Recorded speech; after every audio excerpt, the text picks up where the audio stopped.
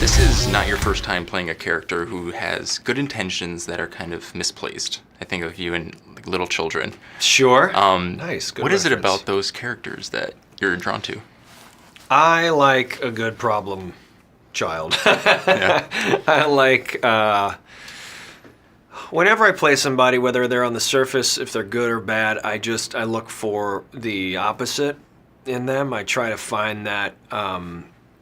To me, I think that's always fascinating, you know, and for me, the great villains and screen villains too. You know, I will take the gentlemanly personality of Hans Gruber, you know, over just some maniacal screaming bad guy. So I always love to sort of play the opposite and play with that. So I look for that in a character. What's the opposite? What's the good if he's a bad guy? What's the bad if he's a good guy? Yeah. And you're no stranger to villains. You've worked with James in the Conjuring movies Sure. and Insidious.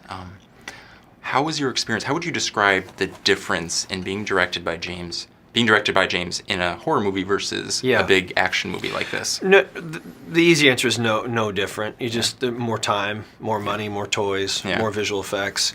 I never, you know, I think a great director, kind of like a great actor, a great director can tackle any genre, and I think he's always had that in him. I knew that from the first Insidious movie we did together. I knew that. I just knew if he had the opportunity. You know, it takes the success of one genre to be able to somebody take a gamble and say, all right, can you do it with this genre? And then he does that, and then you open it up. And it's very hard. I understand, you know, I've never directed a film, but you know, actors get it. It's easier for us. He used to tell that to me. Like I'd say, I don't know if I want to do another horror movie. He's like, come on, you get to do like 4 different kinds of movie a year. I'm doing one genre. You know, I spend a year with a movie. You can spend like a week. So I was like, touche, good point. Yeah. But I never looked at him like a horror director. He always leads with his heart.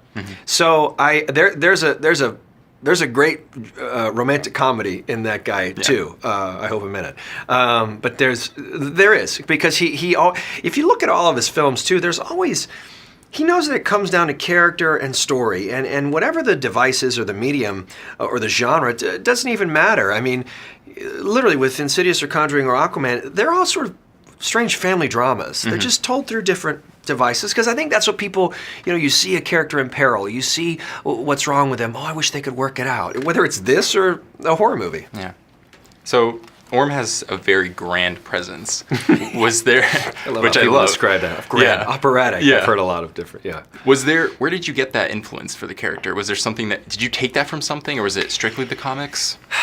I think it's a little of both. I think it's also the confidence from James to go for it. Yeah. When you Google Ocean Master, no matter what artist has drawn him, and you put on that mask, you got to fill that mask. You just have to. If you can't, you have no business doing this if you are going to judge it or try to make him small or intimate. I mean, you just can't. You have to go there. And I love that. I did theater, I'm musical theater. Like I love embracing that melodrama because it gives you a challenge to fill it. Because I always say, whether you're being a clown or Greek tragedy or doing a Sam Shepard play, like you got to fill those words. But the emotion is always, the intention is always the same. Yeah. So you understand his plight.